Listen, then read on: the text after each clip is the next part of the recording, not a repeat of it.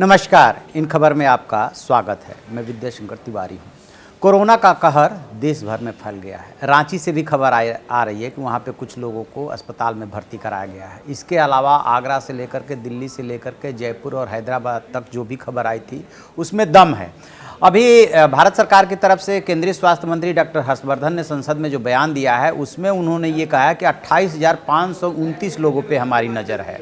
इसका मतलब कि जो इटालियन ग्रुप आया, जो 15-16 लोगों में वो पाया गया था पॉजिटिव कोरोना, और ये जो इटली से होकर के जो सज्जन आए, मयूर बिहार दिल्ली के निवासी, और वो जिन जिन परिवारों के संपर्क में आए और फिर वो लोग जितने के संपर्क में आते चले गए, उसके बाद से कहा यह जा रहा है कि स्थिति हाथ से निकलती जा रही है।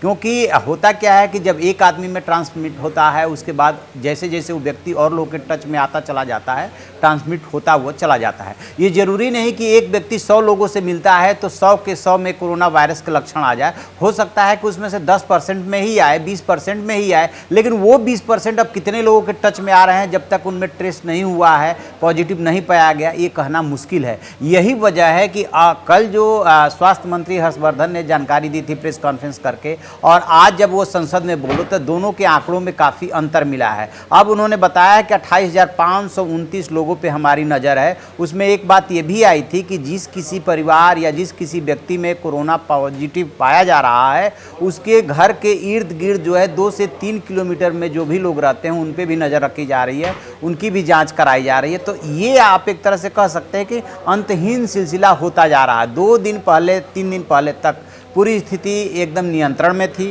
क्योंकि जो केरल में 3 केसेज मिले थे वो ठीक हो चुके थे, और उसके बाद से ऐसा लग रहा था जिससे भारत जो है काफ़ी हद तक जागरूक है, सजग है, इसलिए जो है इस पर ज़्यादा असर नहीं पड़ा है। लेकिन जैसे ही 3 विदेश यात्रा करके लौटने वाले लोगों के बारे में जानकारी मिली, एक मयूर बिहार के सज्जन जो कि इटली से आए थे, और जो दूसरे सज्जन थे वो बेंगलुरु पहुँचे थे, वो दुबई से आए थे, और वो फिर हैदराबाद पहुँच गए, और इसी बीच में एक इटालियन ग्रुप आया जो 21 तारीख से लेकर के राजस्थान में घूमता रहा। ये तीनों के खबर आने के बाद से जो है एक तरह से देश में आप कह सकते हैं कि अफरा तफरी सी हो रही है। हर कोई ये सोच रहा है कि क्या करें, मास्क पहने, क्या करें, सैनिटाइजर साथ में रखें, ऑफिस जाए कि ना जाए, स्कूल जाए कि ना जाए, क्योंकि नोएडा के भी 3 स्कूल बंद कर दिए गए थे। तो ये स्थिति है। अभी कुछ भी कहना मुश्किल है। हालांकि प्रधानमंत्री नरेंद्र मोदी और गृह मंत्री अमित शाह समेत राष्ट्रपति रामनाथ कोविंद और भी कई नेताओं ने और मंत्रियों ने ये ऐलान किया कि वो इस साल होली नहीं मनाएंगे। तो इसमें जो कहा जा रहा है कि एहतियात बरत सकते हैं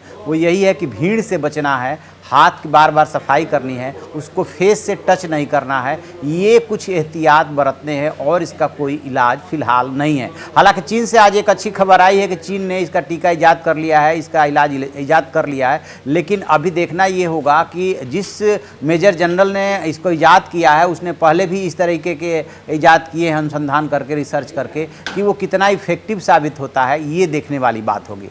तो आप ऐसी खबरों के लिए देखते रहिए हमारा डिजिटल चैनल इन खबर। Thank you. इन खबर चैनल को सब्सक्राइब करें और बेल आइकन दबाना ना भूलें।